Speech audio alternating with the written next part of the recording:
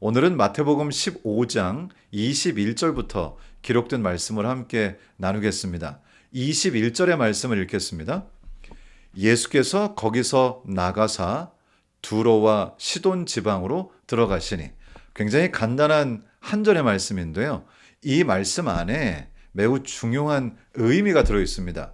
예수님께서 지금까지 사역하셨던 곳은 유대인들이 많이 있던 유대 지역이나 혹은 유대인과 이방 사람들이 함께 혈통이 섞여 있는 사마리아 지역에서 주로 사역을 하셨습니다. 그런데 이제 예수님께서 이 지역을 떠나셔서 온전히, 그리고 주로 이방인들이 거주하는 이방인들의 땅에 본격적으로 진출하기 시작하시는 것이 바로 21절의 말씀입니다. 두로와 시돈 지역은 해안가에 있었는데요. 그 지역에는 주로 이방인들이 거주하는 이방인들의 땅이었습니다. 가나안 여자 하나가 그 지경에서 나와서라고 되어 있습니다. 가나안 여자, 가나안 땅이었던 곳에 사는 여인, 가나안인들의 혈통을 가지고 있는 여인인 것이죠. 생각해보면 이 가나안 여인과 예수 그리스도는 완전히 반대편에 있는 두 사람이었습니다. 예수님께서는 유대인이셨고요. 유대인들이 기다리는 메시아셨습니다. 그런데 이 여인은 이방인이고요. 그리고 여자고요. 그 당시에는 아무래도 남녀 차별이 있었습니다. 그리고 특별히 또 가나안인이라고 하는 사실은 사실상 굉장히 둘 사이가 적대적인 그런 입장에 있는 사람이었다는 것입니다. 이방인 땅에 사는 유대인들의 적이었던 가나안 사람의 혈통을 가지고 있는, 당시에 굉장히 사람들에게 차별을 받던 여성의 입장에서 예수 그리스도를 찾아왔다는 것입니다. 사실 이것은 굉장한 용기를 요구하는 것이죠. 가나안 여자 하나가 그 지경에서 나와서 소리를 질러 이르되, 주 다윗의 자손이여 나를 불쌍히 여기소서. 이 여인이 어떻게 알았는지 모르지만 예수 그리스도께서 다윗의 자손, 즉 메시아라고 하는 사실을 알고 인정하고 예수 그리스도를 다윗의 자손이여라고 이렇게 호칭했습니다. 이 여인은 이방인이었지만 말씀을 깨닫고 메시아를 믿었으며 예수 그리스도께서 메시아라고 하는 사실을 인정하고 믿는 여인이었습니다. 그래서 이 여자분이 예수님께 도움을 요청하기 위해서 나오신 것이죠. 여기서 우리는 예수님께서 하셔야 할 매우 중대한 선택을 보게 됩니다. 이제 예수님께서는 이방인, 유대인들과는 적대적인 관계에 있는 사람, 그리고 당시에 차별받던 여인, 사회적으로 여러 가지 면에서 예수님께서 상대할 필요가 없다고, 아니 상대하면 안 된다고 유대인들이 믿었던 그 여인이 예수님 앞에 있는 것입니다. 그러나 또 그 여인은 예수 그리스도께서 메시아이심을 이해하고 그것을 믿고 믿음을 가지고 용기 있게 여러 가지 장애물을 뚫고 예수님 앞에 나왔다는 것입니다. 우리 주님께서는 무엇을 선택하실까요? 너무나 자명하게도 우리 주님께서는 모든 사람에게 구원을 베푸시기를 원하기 때문에 이 여인의 요청을 거절하지 않을 것이라고 저희가 예상할 수 있습니다. 하지만 우리는 이제 앞으로 예수님께서 어떻게 이 여인에게 반응하시는지를 보면서 예수님의 그 깊은 교훈을 깨달을 수 있을 것 같습니다. 이제 여인이 예수님 앞에 나와서 다윗의 자손이여 나를 불쌍히 여기소서, 내 딸이 흉악하게 귀신 들렸나이다 하되, 이 여인의 딸이 귀신에 들렸습니다. 자신의 딸을 위해서 그 모든 장애물을 뚫고 예수 그리스도께로 나온 것이죠. 예수님께서 귀신을 쫓아낼 능력이 있다고 하는 사실을 이 여인은 분명히 믿었던 것입니다. 이때 예수님께서 굉장히 이상하게 반응하십니다. 23절에 보시면 예수는 한 말씀도 대답하지 아니하시니, 예수님께서 한마디도 하지 않으십니다. 예수님께서 반응하지 않으신 것입니다. 왜 그러셨을까요? 예수님께서는 제자들과 함께 이곳에 왔습니다. 그리고 제자들은 사실 이 예수님께서 이방 땅에 들어가는 것 자체, 그것을 굉장히 불편하게 느꼈고요. 예수님의 뜻을 헤아리지 못했습니다. 여전히 예수님의 제자들은 예수님께서 메시아로 오신 이 사명이 유대인들에게 한정된다고 그렇게 생각했고요. 유대인들과 관련이 있는 사람들에게는 그래도 좀 아량을 베풀어서 예수님께서 뭔가 놀라운 일들을 하실 수 있다라고 그렇게 생각을 한 것입니다. 예수님의 제자들은 아직 준비가 되지 않았고요. 예수님께서는 이 일을 통해서 예수님의 제자들이 예수님의 사명을 온전히 이해하기를 바라셨습니다. 이방 여인이 예수님께 와서 자신의 딸을 위해서 귀신을 쫓아내달라고 이렇게 요청을 했을 때 예수님께서는 이것에 대해서 제자들이 어떤 생각을 하는가, 그리고 그들의 반응을 보시고 그들을 훈련하시고 이방인들을 위해서도 예수님께서 오셨다는 사실을 그들의 마음속에 각인시킬 방법을 생각하셨던 것이죠. 이제 제자들은 예수님께서 가만히 계시니까 이렇게 예수님께 종용합니다. 제자들이 와서 청하여 말하되 그 여자가 우리 뒤에서 소리를 지르오니 그를 보내소서. 여기 한국말에서는 굉장히 부드러운 표현을 썼습니다. 그를 보내소서. 사실 이 말은 예수님 저렇게 이방 여인이 예수님께 소리를 지르고 자꾸 쫓아오는데 쫓아버려야 되지 않겠습니까? 감히 이방인이 어떻게 예수님을 이렇게 대할 수가 있습니까? 라고 불평하는 것을 표현한 것이죠. 예수님께서 제자들에게 이렇게 말씀하십니다.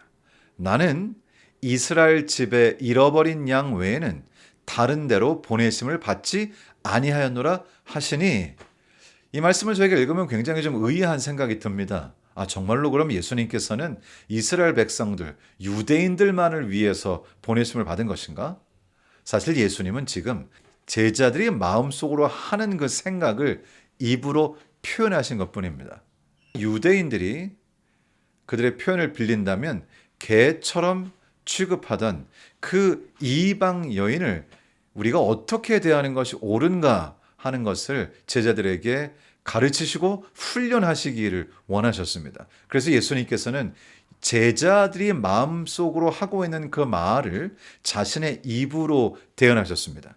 나는 이스라엘 집에 잃어버린 양 외에는 다른 데로 보내심을 받지 아니하였노라 하시니, 예수님의 제자들이 그렇게 생각했죠. 예수님은 우리를 위해서 보내심을 받았어. 이렇게 예수님께서 말씀하셨음에도 불구하고 25절에 이 여자분이 이렇게 얘기합니다.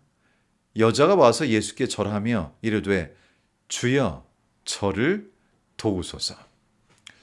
사실 이 장면은 굉장히 감동적인 장면입니다. 이 여인은 예수 그리스도, 하나님의 아들, 메시아 되신 그분이 근본적인 성정, 성품에 호소하고 있었습니다. 사람들이 뭐라고 하든지, 사람들이 어떻게 평가하든지, 자신들이 어떻게 생각하든지 간에 이 여인은 예수 그리스도께서 메시아이심을 믿었고 하나님의 아들이시며 그리고 그분의 성품이 사랑이라고 하는 사실을 그 마음 가운데 깨닫고 있었던 것입니다. 사실 저희도 예수님을 믿는 이 신앙생활을 하면서 예수님에 대해서 오해할 때가 꽤 많이 있고요. 다른 사람들이 예수님에 대해서 어떻게 생각하는가 하는 것이 우리에게 영향을 끼쳐서 우리의 삶에서 주님의 성품을 오해하기도 하는 것 같습니다. 우리는 때때로 우리가 뭔가를 잘하고 그리고 하나님의 백성이기 때문에 또 하나님의 말씀에 순종하기 때문에 주님께서 우리를 사랑하시는 것이다. 그래서 내가 주님께 기도하고 무엇인가 요청할 수 있는 자격이 있는 것이 아닐까라고 착각할 때가 있습니다. 하지만 주님께서 우리의 기도를 들으시고 우리의 요청을 기꺼이 받으시는 것은 우리 주님께서 근본적으로 사랑이시고 주님께서 우리를 있는 그대로 사랑하시기 때문입니다. 혹시 저희가 살면서 이 여인처럼 혹은 비슷하게 취급을 받는 때가 있다면, 그럴 일이 없으면 좋겠지만 사람들이 혹시 우리를 차별하거나 우리를 과소평가하거나 우리를 무시하거나 그리고 우리가 주님께 우리의 요청을 들려드릴 자격이 없다는 그런 암시를 할 때 우리는 사람들의 기준으로 우리의 신앙의 모습을 결정할 필요가 없습니다. 우리 주님은 사랑이시며 주님께서 우리를 사랑하시기 때문에 우리가 주님의 자녀됨의 특권을 이미 누리는 것이고요. 우리가 죄인 되었을 때 주님께서 십자가 달려 돌아가심으로 우리를 위하여 모든 죄를 속하시는 놀라운 일을 하셨습니다. 이 여인은 사실 많은 사람들이 그 주변에 있는 그 많은 사람들, 제자들과 그리고 심지어는 이방인들, 주변에 있는 모든 사람들이 이 여인에 관해서 이 여인은 유대인인 메시아 예수 그리스도께 이러한 요청을 할 자격이 없으며 예수님께서 그 요청을 들어주실 이유도 없으며 예수님께서는 전혀 이 여인을 도울 마음이 없다고 하는 그런 암시를 혹은 말로 그것을 표명하는 상황 속에 있었지만은 이 여인은 끝까지 포기하지 않고 이 여인이 예수님께 이러한 요청을 할 수 있었던 것은 온전히 예수 그리스도의 성품에 의지했기 때문이었습니다.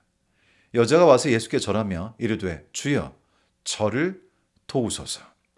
예수님께서 이제 한 번 더 이 제자들이 마음속에 있는 유대인들의 마음속에 있는 이방 여인을 향한 마음을 그분의 말로 대변하셨습니다. 26절입니다.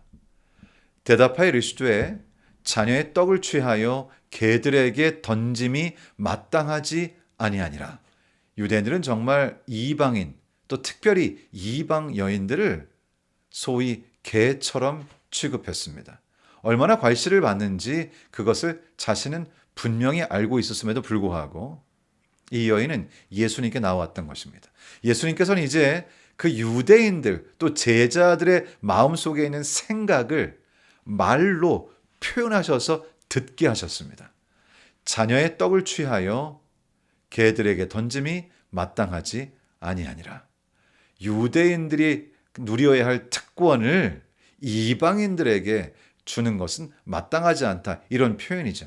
그러나 생각해보면 이 모든 상황이 굉장히 좀 이상합니다.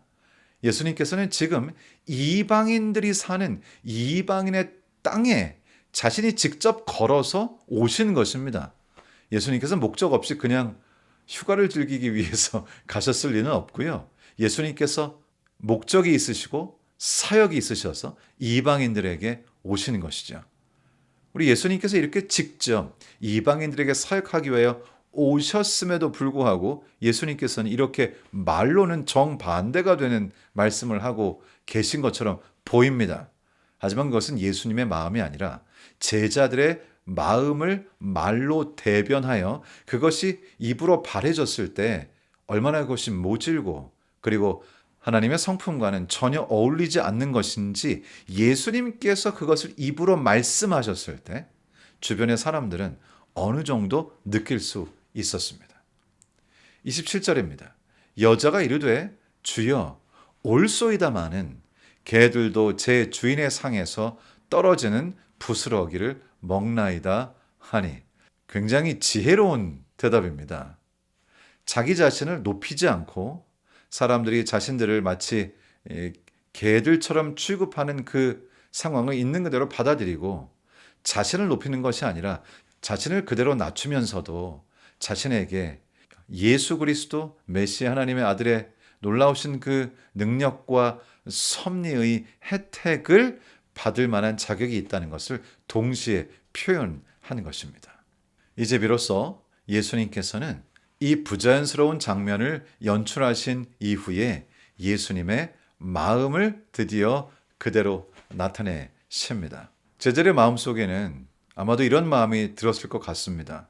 예수님께서 이 여자에게 조금은 모진 말씀을 하실 때 제자들이 평소에 가지고 있던 생각과 동일한 생각이기는 했지만 막상 예수님께서 그러한 말씀을 모질게 하시자 그동안 예수님께서 수많은 사람들, 어려움 가운데 있는 모든 사람들을 대하셨던 그 모습과는 전혀 다른 모습의 예수님을 보게 된 것입니다.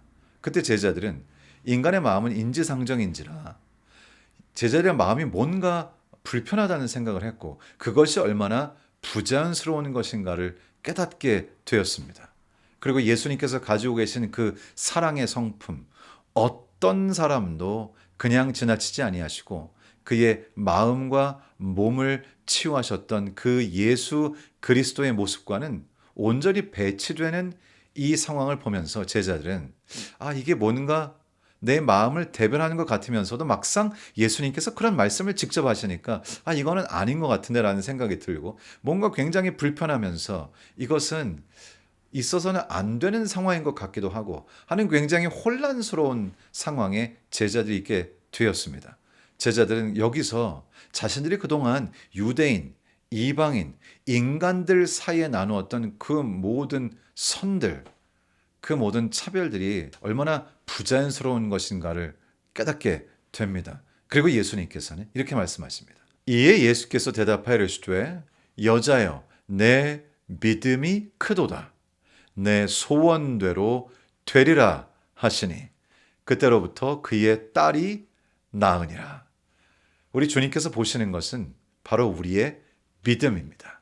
어느 민족에 속한 사람인지, 어떤 혈통인지, 어느 나라 사람인지, 여성인지, 남성인지, 그 사람이 어떤 배경을 가지고 있든지, 그의 필요가 무엇이든지, 우리 주님께서 보시는 것은 바로 우리 주님께서 그 일을 하실 수 있는 우리의 하나님이시며, 우리의 창조자시며, 우리를 사랑하시는 우리의 구속자라고 하는 것을 믿는 이 믿음이 있다면 주님께서는 온전히 그 믿음을 받으셔서 우리의 요청을 들으시고 우리에게 가장 최상의 것을 제공하신다는 것입니다. 그리고 궁극적으로 우리 모두가 해결해야 할 이 죄의 문제를 해결하시고 우리에게 구원을 베푸시며 우리에게 영생을 허락하신다는 것입니다.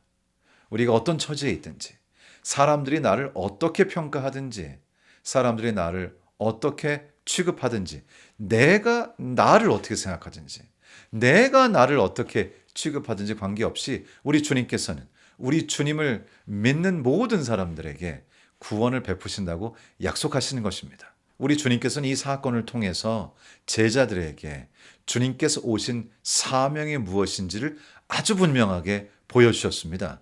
예수님께서는 차별이 없으시고 그 누구에게나 어떤 사람에게라도 그가 유대인들이 사는 곳으로부터 이렇게 아주 먼 곳에 그 당시로서는 어쩌면 이 팔레스타인 지역에 있어서 가장 먼 곳에 있다고 여겨지는 이 두 도시에 오셔서 이방인들에게 복음을 전하고 그들을 치유하시고 그들의 믿음을 붙잡아서 그들에게 영생과 구원을 제공하시는 믿음의 비밀을 복음의 비밀을 선사하시는 놀라운 주님의 사역의 목적을 이곳에서 보여주신 것입니다. 제자들이 이곳에서 참으로 많은 것을 깨닫게 되는 그런 귀한 자리가 되었습니다. 여러분은 어떠신가요? 저희도 사실 생각해 보면 우리 주님 안에서는 모두가 다 주님 안에 그리스도인 형제 자매들이며 모든 차별이 철폐되고 오직 그리스도 안에서 사랑만 드높여진다고 하는 사실을 우리가 알고는 있습니다만 우리는 정말 모든 사람을 예수님께서 대하시는 것처럼 대하는지 생각해 볼 수 있는 귀한 기회라고 믿습니다. 이곳에서 예수님께서는 우리 인간들의 아주 좁은 소견을 자신의 말로 대변하시고 그것이 옳지 않다는 것을 지적하시면서 우리 주님께서는 그 사람이 어떤 사람이든지 어떠한 부족함이 있는 사람이든지 사람들이 그를 어떻게 취급하든지 관계없이 주님께서는 우리를 동일하게 아니 어쩌면 연약한 사람일수록 더 깊이 사랑하시면서 우리에게 구원과 내적 치유와 이 놀라우신 영생을 보장하신다고 하는 사실을 기억하면서 오늘 하루 동안 우리도 예수님처럼 그 누구에게나 그리스도의 사랑을 나누는 그런 귀한 하루를 살게 되시기를 그래서 우리를 사랑하시는 주님의 사랑이 더욱 깊이 우리 마음속 깊은 곳까지 이르러 충만하고 감사한 생애로 꼴주어지기를 우리 주님 예수님의 귀하신 이름으로 축원합니다.